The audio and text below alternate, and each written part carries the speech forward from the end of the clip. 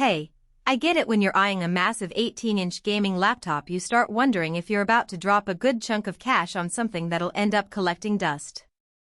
I've spent the past week swapping the usual 15-inch workhorse for a desktop replacement, testing it on everything from fast-paced shooters to long-haul open-world quests, and I'm here to tell you whether the ASUS ROG Strix G18 actually lives up to the hype or if it's just a shiny billboard. Link is in the description if you want to check the product details on Amazon. First off, let's talk about the size. An 18-inch screen at 2.5K resolution with a 240Hz refresh rate feels more like a portable monitor than a laptop. When I launched Cyberpunk 2077 in its native settings, the extra real estate let me see distant city details without constantly panning. The 240Hz panel is a real game changer for competitive titles. Valorant feels buttery smooth, and the reduced motion blur gives you a genuine edge when you're trading shots. If you're the type who streams while you play, that screen size also means you can keep the game window full screen and still have enough space for your webcam overlay without cramming everything into a tiny pane. Now, performance. The Ultra 9275HX paired with the RTX 5080 is essentially a desktop GPU in a laptop chassis. In my testing, the RTX 5080 held its own against the latest titles at ultra settings, delivering over 100 frames per second in Elden Ring at 1440p, and it kept that consistency even when I cranked up ray tracing for reflections. The 32GB of DDR5 RAM means you can have a massive mod pack loaded in Minecraft while streaming and still have headroom for background apps. The 2TB SSD eliminates any bottleneck when you're loading massive open-world maps. Levels that used to take a minute to pop and now appear almost instantly. But there's a trade-off that many overlook: heat. The G18 packs a serious cooling system, 4 heat pipes, dual fans, and the ROG intelligent cooling software that ramps up fan curves when the GPU spikes. In practice, the system stays under 85°C during prolonged gaming sessions, which is respectable.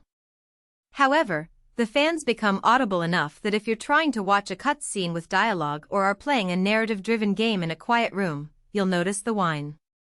It's not a hardware failure, just a byproduct of squeezing that much power into a relatively thin chassis. Battery life is another realistic concern. With a 99 Wh battery, you might expect a day of work, but once the RTX 5080 is under load, the laptop drops to about 23 hours of pure gaming. That's fine if you're plugging into a power strip at your desk, but if you're a couch gamer who likes to move around the house, you'll need to keep the charger handy.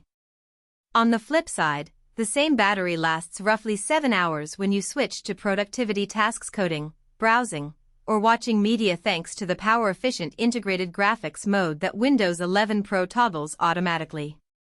Who should buy this machine?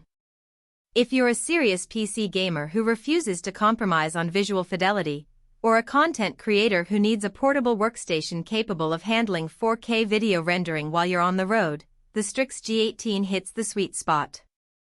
The 18-inch display makes it a viable replacement for a desktop monitor, and the RTX 5080 gives you the future-proofing you need for the next few years of game releases. The extra RAM and storage also mean you won't be forced into upgrades anytime soon. Who should skip it? If you prioritize silent operation, long battery life for travel, or you're on a tighter budget, there are more balanced options. The fan noise under load can be distracting in quiet environments, and the price point reflects the premium hardware. This isn't a budget-friendly laptop.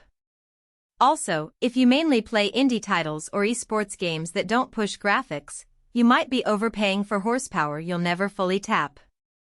A practical strength that often gets buried under the headline specs is the keyboard. The perky RGB backlighting isn't just for show. The keys have a tactile actuation that feels solid enough for fast-paced shooters, and the macro programming options let you bind complex commands without reaching for a mouse. I set up a custom profile for Apex Legends that swapped out the default sprint key to a more reachable spot, and it shaved off a fraction of a second in my reaction time, a small but noticeable improvement. On the downside, the chassis, while premium looking, is a bit heavy, around 8.5 pounds. It's portable in the sense you can carry it, but you'll feel it if you try to slip it into a standard backpack. I ended up using a dedicated laptop sleeve with extra padding, which adds to the overall bulk you need to manage. Another hidden trade-off is the Wi-Fi 7 module. It offers blazing speeds on a compatible router, but if your home network is still on Wi-Fi 5, you won't see any real benefit. In that case, the upgrade feels a bit premature. Software-wise, ASUS bundles ROG Armoury Crate, which centralizes performance profiles, fan curves,